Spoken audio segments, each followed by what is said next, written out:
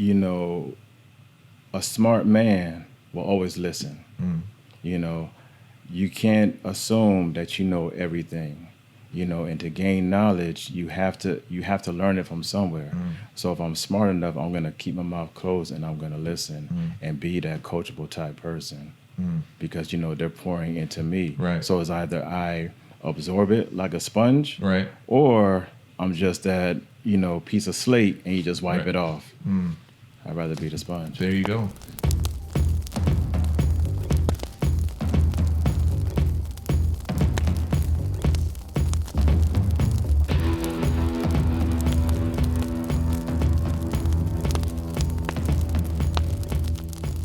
Thomas Roach, Director of Marketing with Senior Life Insurance Company. We are still in sunny South Florida at our Airbnb, but no matter where we're at, we're always all fired up. We have a very special guest, a very mysterious guest, somebody that it was very difficult to get on the podcast, but he is here, my brother Dean. Dean, how are you doing today? Oh, absolutely fantastic, bro. Absolutely fantastic. Now, as usual, you're dressed very sharp. The bow tie and right here in your pocket, it all matches. Everything coordinates. You got to coordinate, brother. You got to coordinate. So, just off top, just to kind of start the conversation, what is the Bow Tie Academy? Really, it's just, I don't know. It's something that was just made up, I guess, by coming into the game. Having on the bow tie and people. Coming up under me or, trained by me, whenever they succeeded in something, it was like, hey, coming out the Bow Tie Academy. Yeah. So that's a graduation of sorts. Exactly. Okay. Yeah, more or less. We don't have diplomas or anything, right. but, you get your bow tie. Okay. Well, there you go. Yeah. Now, that has been quite a trademark of yours. I believe the first time I ever met you were actually wearing a bow tie. Yeah. Your sense of style is always so on point, and that's one of the things everybody always mentions about you. Where does that stem from? Really, I don't know. I think it's from birth. I mean, sometimes, Just sometimes I used to think, man, was I a pimp back in the day or something in my afterlife? I mean, I don't know. Right. But, it's so funny from way back. Always been known as a dresser. I like to coordinate. Right. And I just continue doing the same thing, even coming into the business atmosphere. I just keep it the same way. Keep it different, keep it classy, keep it professional. Yeah. Now everybody refers to you as, and partially because probably the bow tie, as 007. 007 is a name that came up every time I would ask somebody about you. That's one of the first things that they would mention. What is that? What does 007 mean to you? Well, to me, 007 is really your go-to. The sharpshooter. When you look at, let's just say if you look at a movie, action movie. You got guys, they'll go in just trying to hit anything they can. Right. 007 has a target. I have my lead. That's my target. I go in. I'm there to assist that family. Boom. Done. So instead of machine gun in the block, what you try to do is be the sniper on the roof. Is that? Snipe on the roof. Snipe on the roof with that target. Okay. For that family, and just come out nice and clean, not all messy. Yeah, that has to take to even be given a nickname like that. That means that you probably have a tremendous amount of focus. Where does your focus come from? Well, I always believe in anything that I do, I like to give 120%. I like to learn about everything that I'm doing, especially coming into final expense, because I didn't know anything about final expense. Right. I never knew this even existed. Right. You hear life insurance, but like final expense, what's that? So of course when I got in, I made sure I understood everything, and I learned everything that that was being taught for me by by Senior Life, and I just said to myself, okay, you know what? Let me stay focused, because when I'm focused and I understand things, I could explain things better, to our clientele. Definitely. So, like you said, you didn't know a whole lot about final expense or Senior Life early on. You actually were like a pharmacist or something before that? Well, hey. What were you doing before final expense? Man, let me tell you, I was doing quite a few things. I mean, really, just a quick story. It actually goes back to when I was doing like customer service and sales. Okay. I actually did it at Sears Auto Center.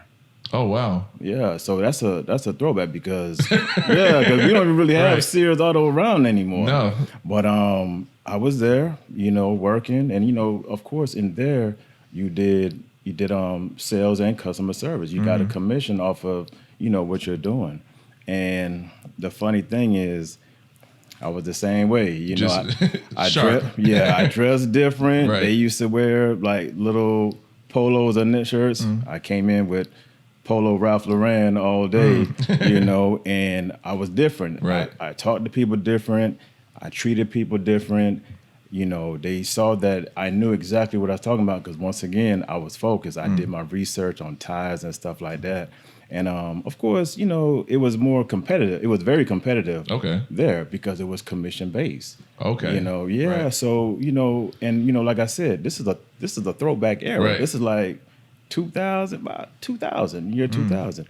And the old school guys, they didn't really care for my success Oh wow. because I was a new kid on the block. Right. But then what happened, long story short, one of the guys that was really, a competitor of mine, he said to me one day and he said, Blake, because we never really saw eye to eye. And he said, Blake, he said, you know what? You're spinning your wheels here. Dude, what are you talking about? He says, you have a skill, a talent. He says, you need to be doing something else than selling tires. Now he wasn't like hating on you, trying to say that to try to get you out because you were his competition. Well, guess what? He was trying to get me out. Okay. And he did. Okay. And you know how? How? It's the funniest thing. This guy went to get me out. This guy got all of the real estate books, the course, everything, and brought it to me at work. He said, this is what you need to be doing. Yeah. So, what? All right. So real estate. Got into real estate. Been a realtor since 2003. 3 years later, he got me out of Sears. Oh wow. And another funny story. While in Sears, and I went to doing real estate, somebody approached me there, insurance company, but I didn't know too much about insurance back then. So they tried to convince me, they tried to do this recruiting pyramid scheme thing, and get out of here. I wasn't into that. Right. I went ham into real estate, killed it, killed the game. Yeah. I was to the point where I was even training new agents coming in, and I was very successful at it. My broker at the time, he loved me because it's like his office was growing. And then, of course, just like everybody else, that year came, 2007, 2008, boom, the market crashed. But luckily, I had so much money that I was good. Right. You weren't stressed out like a lot of people were. No, I was good. I was chilling. Right. I actually took a couple of years off. Took a couple of years off. Yeah. Oh wow. Yeah, I did. Yeah. I was good. Yeah. And I said, you know what? I'm kind of bored. Went to school for pharmacy. I had nothing to do. You know, I said, you know what? I don't know if you ever remember seeing this commercial when it said something about sitting on the couch. Yeah, You remember and that? they played during the day. Right. Yeah. I was home during the day, so of course I seen it, you know? And I said, you know what? I could do that. Went to the school. They were like, oh, yeah, this and that, and, this is what it will cost. So I was like, all right. Yeah, we could set up you for grants. I'm like, no, I pay for it cash. No. So I said, should I just bring the money in? No, don't do that. I'm like, okay, I didn't know, Right. But paper bag or whatever bag, whatever. Right. So basically, I just I paid for the whole school. I took the course, went into the pharmacy field, been there for quite a while. I started there in like maybe 2010. Oh wow. Yeah, and I got blessed into that, and eventually I gave it up. How long did it take to study and to get that? Like how long was the course or the classes or whatever? Well, what I did, because I was actually one of the head technicians. Oh wow. So it took me about maybe almost a year. Okay. Yeah, almost a year. And then it kind of cut short because when you're in it, you have to do something called your internship. So which I started doing at Walgreens. Okay. Okay, so of course, I'm in there with the pharmacist. Once again, I have my own style. Yeah, This is I a went reoccurring theme on this yeah, episode. I went in, had my own custom made, Right. lab coated everything, Of course. and so of course I'm doing that, and dude, I don't know how. There's one guy called me out the blue with this. This was the largest. What were they called? It's a facility, but it's dedicated to the nursing homes. Okay. Long-term care. I'm sorry. This was the largest long-term care company, and one of the managers over there, they called me, and he says, "Hey, I want you to come in and interview with our company." I said, "Well, okay, I'll do that." But remember now, I'm working at Walgreens, trying to do my internship, trying to learn everything. Went to this company, they love me. They said, "Hey, don't worry about Walgreens anymore. We want you to start here. We'll take care of everything that needs to be taken care of for you to start now." Wow. That's what I said. Right. All right, I'm all in. Yeah. And boom, I went in, started doing my thing, working hard, But so you're doing that for a pretty long time. a long time because I moved up in rank very quickly. So with already having that financial freedom from doing real estate, and now you're excelling in this new career, and you do that for quite some time, why would you even get into final expense? Why would you even get into a totally different industry? Hey, Thomas, let me tell you, man, that's the funniest thing. Like I said, never knew anything about it. Right. But I knew I wanted to get out of pharmacy because one, the hours was draining. Two, like probably every job in America, understaffed, overworked, Right. and of course the little pay. Yeah. And I got on this one stupid thing called salary. Never do it again. Yeah. And I guess I knew I wanted to get out, but I needed a reason to get out. And you know how you want to do something, but you just don't really get to do it because nothing pulls you away from it. Right. Well, finally something did. It was a little 7-pound, maybe 11-ounce baby Right.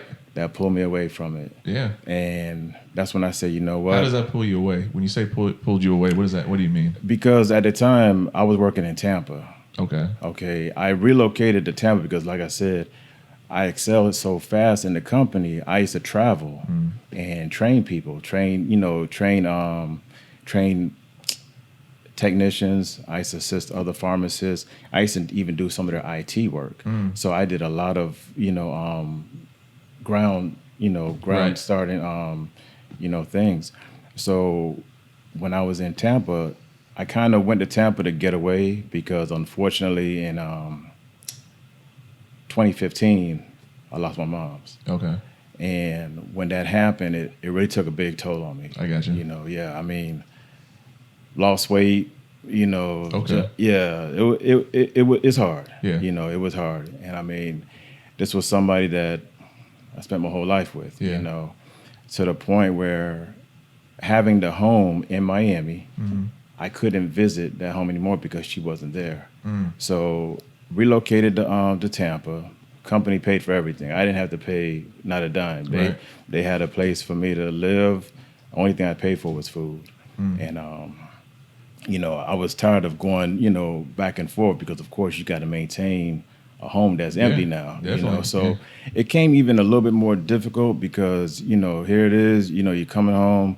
You can't even really see the front door because the grass. Right, the grass is above your head. Right. And you go in and you're trying to clean things up, and then eventually I just say, you know what, I can't do the back and forth. I wanted that reason why to come back. And So I see. So your mother passes away. Right. You become a father. Right. So now you have reasons that you want change. So you wanted to change. You put it out there in the universe. Right. But that doesn't mean a change is going to come necessarily. Right. So when does the change happen? When's that moment? The change actually happened when I applied, trying to get work closer to home in Miami because I said, hey, I want to be close to my son. Apply for a job, customer service. not knowing that it was dealing with insurance. Okay. Okay, so it was different insurance company when they gave me the little pitch. Right. All right, I kind of like that. Once again, hey, I could do that. Right. Right. So I started doing it, but at the same time, I'm doing my due diligence. And that particular company, I didn't really know much about. Right. So I'm researching them. All right, but then while researching them, I happened to fall onto Senior Life. Okay. And especially when it said, there was an article also with Doug. Yeah. Doug, my RVP, my boss. So, it piqued my interest, and I read a testimonial that he had on the company, and I can't remember if it was from Facebook or from the own, Senior Life site, but it brought my attention. Okay. It really caught my attention. And I just said, all right, you know what? Let me just keep that in mind in the back burner. That's got to be pretty powerful, though. I mean, just read something on a website, to read something on social media, or wherever you saw it. It had to have had something that really was in there that resonated with you. Well, one of the main things I remember, because I guess he was a mortgage broker. Me coming from the real estate, right? So I saw the right there was a connect. Yeah. So then now he went through the whole changes that I went through. Right. So then of course he found happiness in this company, and then of course I'm like, okay, because he gave a true testimony. It wasn't like all sunshine. He gave the rough patches that he had, and then he found happiness. Yeah. And then when I was reading, I said, damn, it's kind of like what I'm going through, So I said, all right. Once again, I kept it in the back, in the back burner. And then also, he said something about a Rolex. I love timepieces. So, right. No, we can see that. We can see that because we're getting blinded right now. Yeah, just a little something. A little bit, yeah. So, so then now it just so happened that, I took my, I got my license. Right. However, the company that I was really, that was really trying to bring me in, I don't know, they was moving kind of slow. And then, I wasn't really into that, that big hype talk, right. Like it's too good to be true. You want to see the proof. I want to see the proof. Yeah. And it just so happened that, finally got in touch with Doug, because the first time when I tried to, he was actually in Thomasville. Oh, really? Right. So that meeting could have never happened. And I misunderstood, because I actually showed up at his office. Oh, wow. And they were like, oh, no, he's in Georgia. I'm like, what? He's supposed to be here. Right.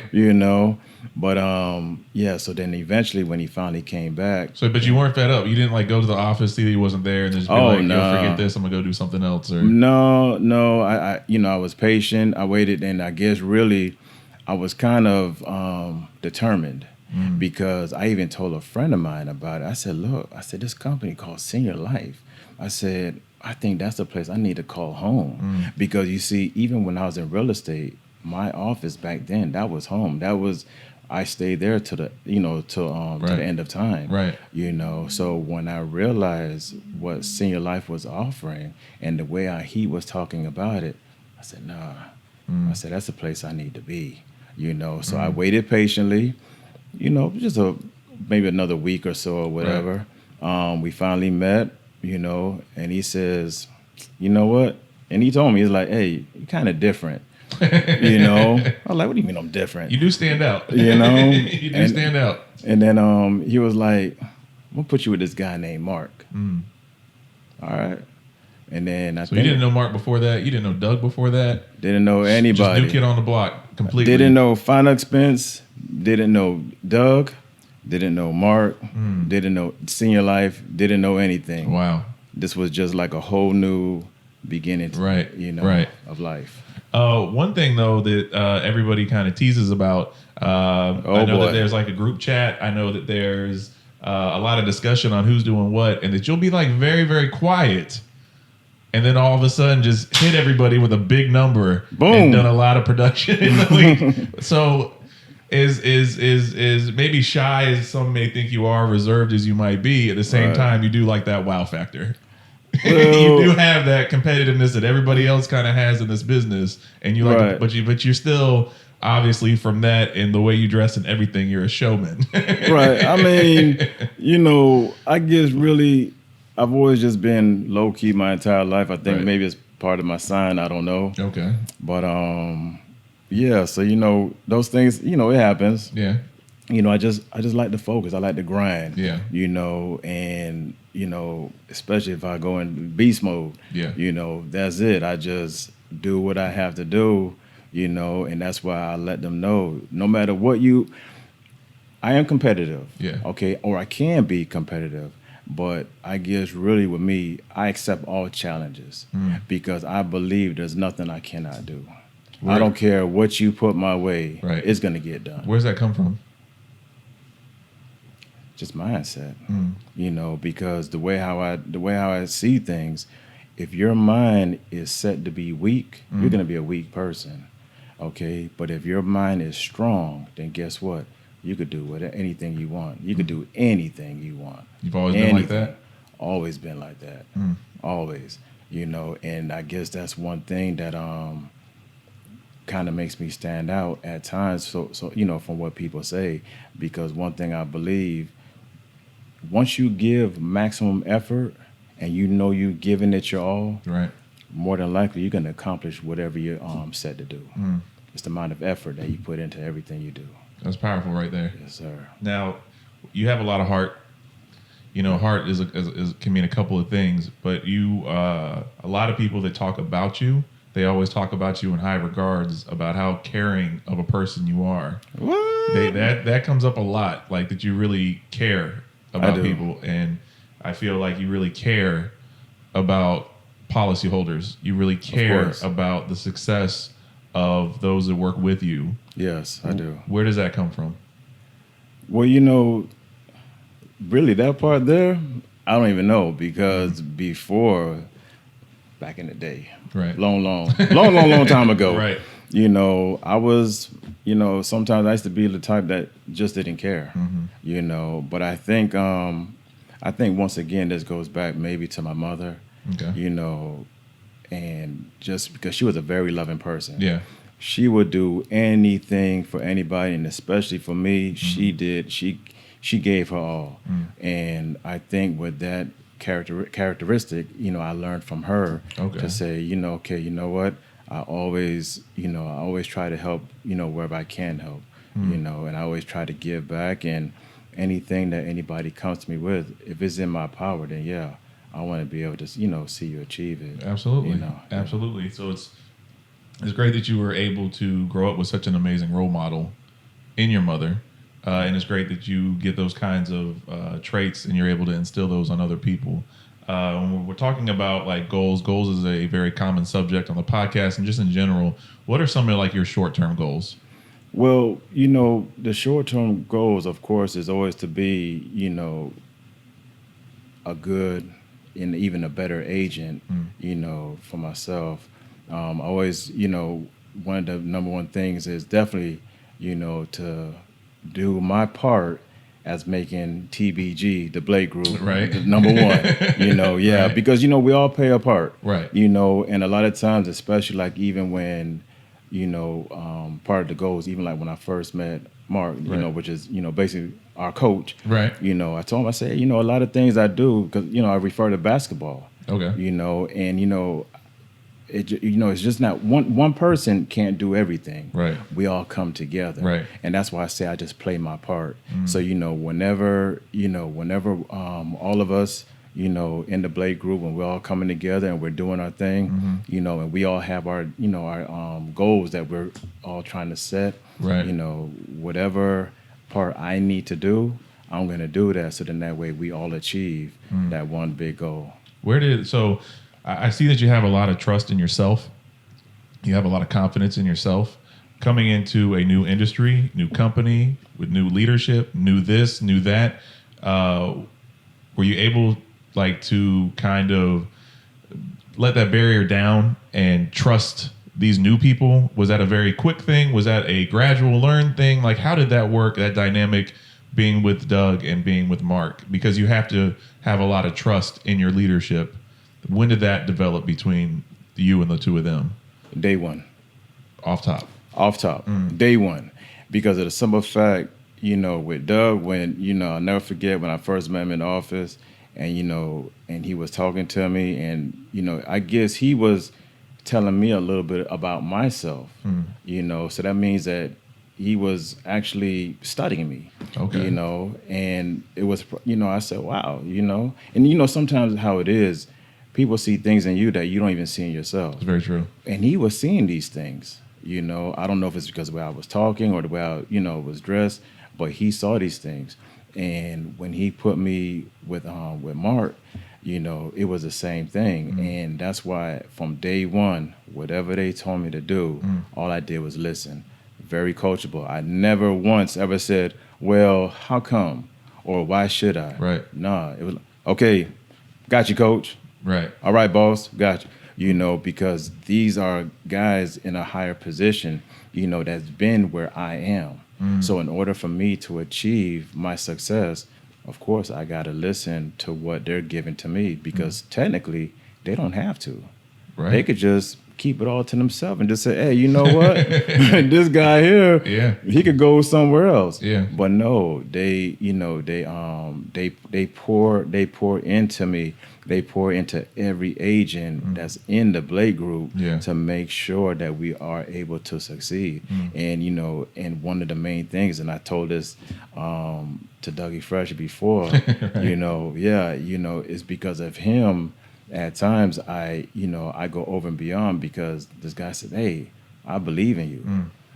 To me, that's powerful. Yeah. When somebody tells you that, so now I definitely can't let you down. You believe in me, that makes me believe more into myself. How do you become coachable, though? Because as a person that you make a lot of your own rules, you follow yourself. You're a person with a lot of confidence, and you live life, I feel, by your terms and your rules. So a lot of people would, in that kind of position, maybe be too cocky or have a hard time being coachable. So how do you manage to humble yourself to become coachable when you're already a person who's on the forefront yourself? Always been a very humble person, very laid back. You are very laid back. Yeah. Extremely. And the thing is, once again, a smart man will always listen. You can't assume that you know everything. And to gain knowledge, you have to learn it from somewhere. So if I'm smart enough, I'm gonna keep my mouth closed and I'm gonna listen and be that coachable type person, because they're pouring into me. Right. So it's either I absorb it like a sponge, right, or I'm just that piece of slate and you just wipe it off. I'd rather be the sponge. There you go. So talking about success, we talked about like short-term stuff. What are some of your long-term goals? Oh man. Once again, the long-term goal definitely is gonna be building, and this is once again to help assist, playing my position, right, to help assist with bringing us back to that number one spot. Okay. And once the team starts getting built, and more people coming out the Bowtie Academy, right. then it's gonna take us all to a different level, because so many of us are doing it right now. Right. This year, you got First Prestige, you got the Price Group, right. So I mean, you got some the Dream Team, which is all of us. We're not laying down. Not at all. No, we're definitely not laying down. Not at all. So you say a lot of things that are very motivational. You say a lot. There's a lot of quotables in this podcast already. Do you watch a lot of motivational content? Let me tell you, now I do. Okay. Before, nothing. This was probably within the first week. Coach Mark T, he when we were out training that one day, because we trained for that one day, right, and it was good training. He reached into the back of his car and he pulled out a CD. He pulled out two, and he says, you need to read these. Not the biggest reader. Okay. All right. But at the same time, I'm not saying no. Right. Because he had to see. I said, well, look, if I could get the audio CD, I don't mind riding around listening to it. And ever since then, because when he told me about it, the first thing I did when we went home, I went straight to Amazon. Mm-hmm. Found it, bought it. I sent him an image because, of course, Prime shipping 2 days later. Right. So I sent him an image. And I didn't know nothing else to it. I said, done. Consider done. I'm in. There it is. And he was like, okay, cool. I started listening. Okay, I like this. And every now and then, he would throw out different things for me to listen to. And I absorbed everything. This is the sponge. Right. I was absorbing everything. And to the point where I was so motivated, I was just looking at even other things to listen to because I didn't want to stop. Right. You see, I didn't wait anymore. He already gave me the path. All I did was just continue going down that path, getting those audiobooks, the motivational books, things like that. Right. Yeah, so I would say really 100% because of Mark. Yeah, I mean, that's all I listen to in the car. Yeah. So what about Mystical? You listen to that in the car anymore? Oh, man. Hey, it's so funny. I had my son this weekend. Right. And I put it on the TV. Right. And he was like, Daddy, what's that? That's not music. I said, you're too young. I said, you're too young to know about this, man. Right. I said, this is good music. Right. But yeah, definitely still listen to my Mystical and those guys. Oh, yeah, definitely. Oh, yeah. That's what I like to hear. So anytime we do the podcast, before we wrap up, we want to make sure we cover everything. So is there anything you want to say before we get out of here today? Well, definitely the number one thing I could say is thank you for having me. Absolutely. I definitely give thanks to home office, because the success that I'm having, I can't do it without them. Definitely. And of course the ladies over at Legacy Assurance, Genesis, much appreciated. Yes. She helped you recently, didn't she? Yes, she did. Can you share that real quick? I know that we're about to wrap it up, but there's another story. Yeah. What happened with that? Well, what she did was totally amazing. Yeah.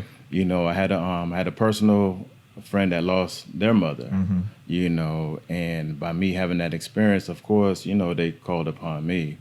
And, I'll never forget because it was in the middle of the night that they called me, woke me up, and explained what was going on. And, I kind of had to say, look, try not to, get too bent out of shape trying to do everything yourself. Right. I said, let me, reach out to, Legacy for you and see, what could happen. And because, and I did just what I said. Right. So early that next morning, of course I was in the office and, me and Doug were talking about it. And, we were able to get, Legacy involved. And it just so happened that it was Genesis, and Genesis originally, from being from Miami, right? Yeah, it was just a blessing. And when she found out, that I was the agent, she called me right away. She got all the details, with the client and what to do. I gave her what I knew, but she spoke to them personally. And the amazing job that she did, she actually saved them over $10,000. Dude, 10K, I'm not talking one or two, 10K off of a funeral, and I think it was even to the point where even the people knew she was not backing down. She went over and beyond, to make sure that they were well taken care of and not, overpriced. Absolutely. Yeah. So that's how Genesis is, though. Like, she's definitely she's one of the sweetest women you can work with, but she is definitely a pit bull whenever it's time to get down to business. Oh yeah, coming out of Miami, you gotta have that firecracker in you, a little bit. Yeah, so every now and then you just gotta pop off when it's necessary. Whenever it's necessary. Right, and she did her thing. So very much appreciated, and I got something for her.